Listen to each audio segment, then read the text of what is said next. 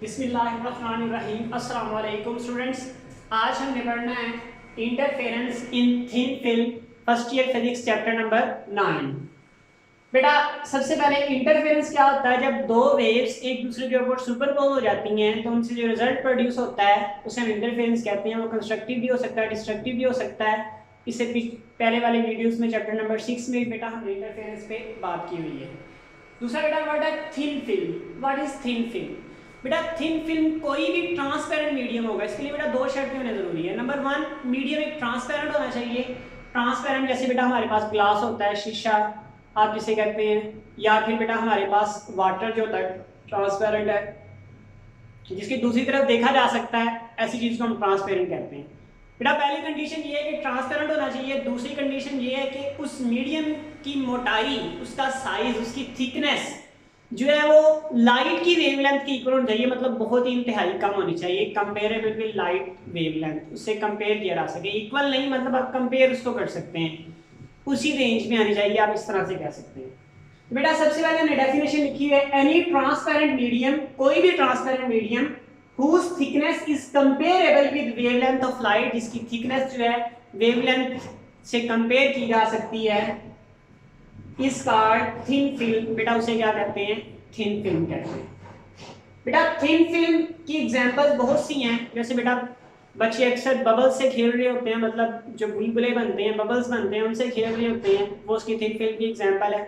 उसके बाद बेटा ऑयल जो है आप पानी के ऊपर फाल कर देते हो, उसके ऊपर एक लेयर बन जाती है, वो थिन फिल्म की एग्जांपल है। उसके बाद बेटा साबुन के या सर्फ के जो झाग बनते हैं, बेटा उसमें जो उसकी लेयर होती है वो थिन फिल्म की एग्जांपल्स है। ये उसकी एग्जांपल्स में से बेटा आता है oil film on the surface of water. बेटा ऑयल की जो लेयर है, ऑयल फिल्म मतलब oil layer on the surface of water, water की सरफेस के ऊपर। ऑयल फिल्म की जगह बेटा ऑयल लेयर भी हम यहाँ पे लिख सकते हैं, ऑयल लेयर,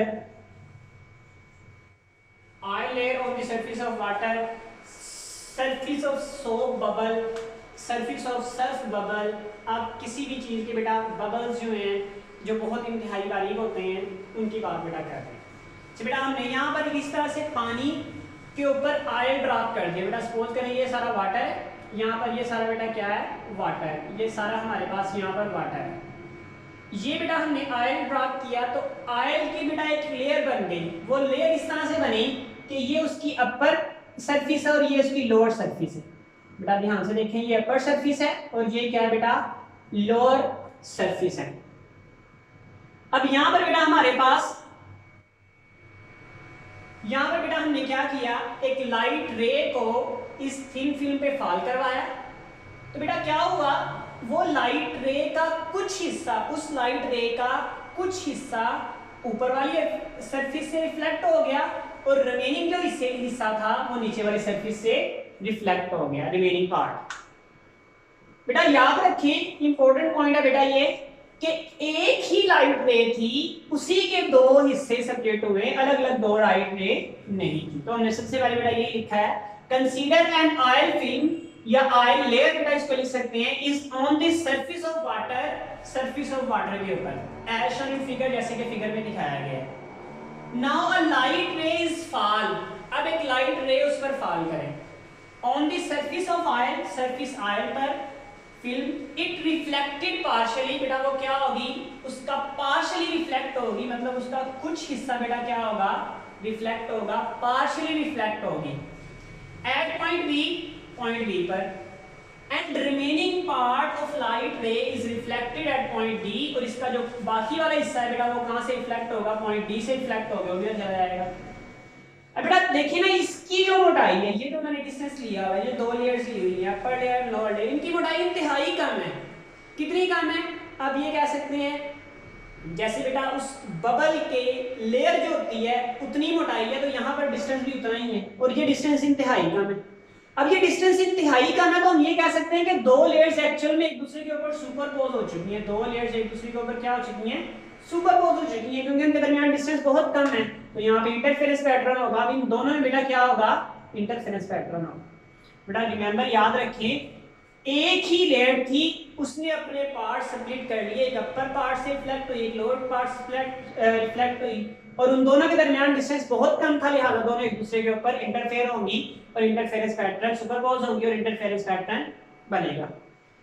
बेटा पॉइंट लिखा द डिस्टेंस बिटवीन BC यानी ये वाली रे R1 BC एंड EF और EF का जो डिस्टेंस है इज वेरी स्मॉल, बहुत ज्यादा छोटा है। So they can superpose to each other, एक दूसरे के ऊपर सुपरपोज हो सकती हैं। इट सीम्स दैट, ये नजर आता है बेटा वही पॉइंट है, original beam is split into two parts, original beam दो हिस्सों में डिवाइड हो गई है। एंड पाथ डिफरेंस, अब उनके दरमियान जो पाथ का फर्क है, ये कुछ और पाथ ट्रैवल कर रही है, ये ज्यादा पाथ ट्रैवल कर रही है, तो इनके दरमियान जो डिस्टेंस है, पाथ का जो फर्क है, पाथ डिफरेंस जो है बेटा वो उसकी बात कर रहे हैं। ये किन चीजों पर डिपेंड करेगा बेटा? ये तीन चीजों पर डिपेंड करेगा। The path difference between two rays depend upon following factor। किन फैक्टर पर डिपेंड करता है? नंबर 1 इसकी मोटाई पर, क्योंकि मोटाई ज्यादा होगी तो पाथ डिफरेंस ज्यादा होगा, मोटाई कम होगी तो पाथ डिफरेंस कम होगा। Angle of incidence, angle of incidence बेटा क्या है? देखिए बेटा अगर हम यहाँ पर एक नॉर्मल ड्रा करते हैं और नॉर्मल के साथ जो एंगल बनेगा इंसिडेंट रे का उसे बोलेंगे angle of incidence. Angle of incidence बेटा किस पर डिपेंड करती है? एंगल ऑफ इंसिडेंस से। Nature of thin film, nature of thin film पे डिपेंड करती है। नेक्स्ट बेटा अब इसका रिजल्ट क्या बन सकता है? इसका बेटा ये रिजल्ट लिखा हुआ है, if to raise or reinforce the effect. अगर एक दूसरे के पहले भी हम पढ़ चुके हैं बेटा, अगर ये दो रेज इस तरह से मिलती हैं कि इनका इफेक्ट रीइंफोर्स हो जाता है, पहले से बढ़ जाता है, इट लुक्स ब्राइट, ये हमें क्या नजर आएगा बेटा? ब्राइट नजर आएगा। If they cancel the effect of each other, अगर एक दूसरे के इफेक्ट को कैंसिल कर देंगे, इट लुक्स डार्क, तो बेटा हमें ये क्या नजर आएगा? ये हमें डार्क फिल्म नजर आएगी, ये डार्क नजर आएगा। अच्छा बेटा एक इंपॉर्टेंट पॉइंट है, ये शॉर्ट क्वेश्चन भी आता है अक्सर, वो कह रहा है अगर हम व्हाइट लाइट को फॉल करें थिन फिल्म में तब क्या होगा? इंपॉर्टेंट बेटा एमसीक्यूज भी और शॉर्ट क्वेश्चन बेटा याद रखें, जो व्हाइट लाइट होती है वो रियलिटी में 7 कलर्स होते हैं, उसमें जो हमें एक कलर नजर आ रहा होता है, जब उसका डिस्पर्शन होता है तो 7 कलर हमें डिफरेंट नजर आते हैं। बेटा यहां पर भी क्या होगा? जब आप व्हाइट लाइट फॉल करेंगे तो 7 स्पेक्ट्रल इंटरफेरेंस बनेंगे, मतलब 7 तरह के इंटरफेरेंस हो सकते हैं जिसमें 7 कलर्स होंगे। कम भी हो सकते हैं, ज्यादा भी हो सकते हैं, मैक्सिमम 7 हो सकते हैं। तो बेटा 7 स्पेक्ट्रल कलर्स बनेंगे। अब दूसरा इंपॉर्टेंट पॉइंट बेटा, अगर आपको 6 कलर नजर आ रहे हैं, आप तो कहेंगे 7 कलर होने चाहिए, 6 क्यों नजर आ रहे हैं? तो ऐसा पॉसिबल है बेटा कि 6 कलर में कंस्ट्रक्टिव इंटरफेरेंस हो जाए और जो एक कलर आपको नजर नहीं आ रहा वहां पर डिस्ट्रक्टिव इंटरफेरेंस हुई होगी। इस तरह से बेटा अगर आपको 5 कलर नजर आ रहे हैं, इसका मतलब है 5 कलर्स में कंस्ट्रक्टिव इंटरफेरेंस हुई है और जो एक कलर आपको नजर नहीं आ रहा वहां पर कौन सी है? डिस्ट्रक्टिव इंटरफेरेंस हुई है। मतलब 7 के साथ ही इंटरफेरेंस होंगे, लेकिन कुछ कंस्ट्रक्टिव होंगे और कुछ डिस्ट्रक्टिव होंगे। तो लिहाजा बेटा if white light is incident, बेटा इसमें 3 इंपॉर्टेंट पॉइंट है। नंबर 1 बेटा व्हाइट लाइट, अगर व्हाइट लाइट को इंसिडेंट करें ऑन दी ऑयल फिल्म पर ऑफ इररेगुलर थिकनेस, उसकी जो थिकनेस है वो क्या है? इररेगुलर, मतलब कहीं से मोटा कम है, कहीं पे ज्यादा है, कहीं पे मोटाई थोड़ी और ज्यादा है, कहीं पे कम है, इस तरह से इररेगुलर है। और उस पर हमने जो लाइट फॉल करी है उस पे सारे एंगल्स हैं, ये एंगल भी है, ये एंगल भी है, ये एंगल भी है, ये एंगल भी है, ये एंगल भी है, हर एक एंगल है। All the possible angle, it should consider interference pattern due to each spectral color। इससे जो interference pattern बनेगा वो सारे के सारे spectral color होंगे, मतलब 7 spectral colors बनेंगे। अगर आपको 6 नजर आ रहे हैं, 5 नजर आ रहे हैं, तो मैंने आपको बताया बेटा इसका मतलब ये है कि 5 कलर में कंस्ट्रक्टिव इंटरफेरेंस हो गया है और जो कलर आपको नजर नहीं आ रहा उसमें कौन सा हो गया है? डिस्ट्रक्टिव हो गया। लेकिन जो इंटरफेरेंस होगा वो 7 का 7 का होगा, कहीं पर डिस्ट्रक्टिव हो जाएगा तो कहीं पर कंस्ट्रक्टिव हो जाएगा। जी बेटा यहाँ तक अगर कोई क्वेश्चन हो तो बेटा कमेंट्स कीजिएगा। अस्सलाम वालेकुम वरहमतुल्लाहि वबरकातुहू।